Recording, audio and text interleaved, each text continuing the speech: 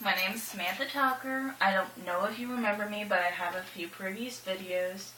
This is just an outline because what I have to say is important, and I kind of have about 3 topics to go over with you. And they're all about high school college courses.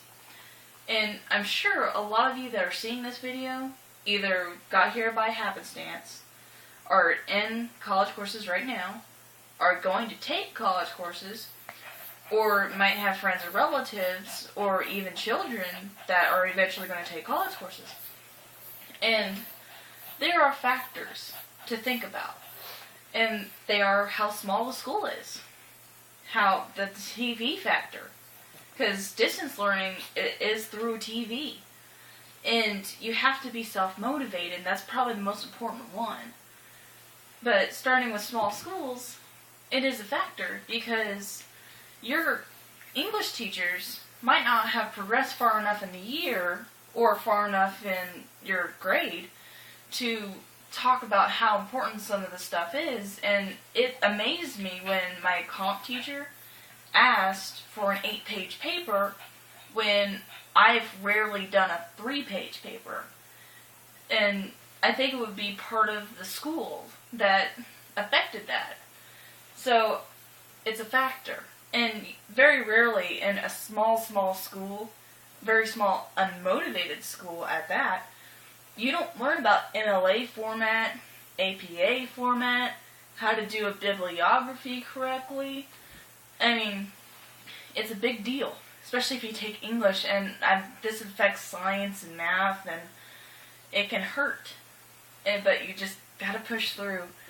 And my second point is distance learning.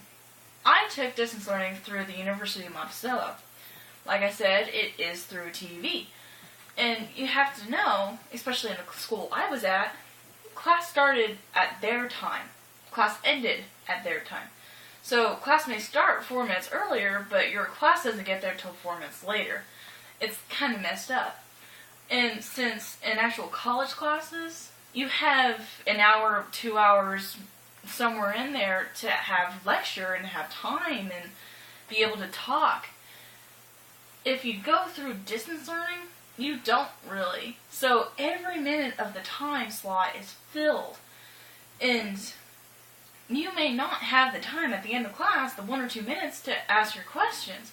You have to be motivated enough, and I'm about to get to that, to go through email, to go through any other way to reach this person, to ask your important questions.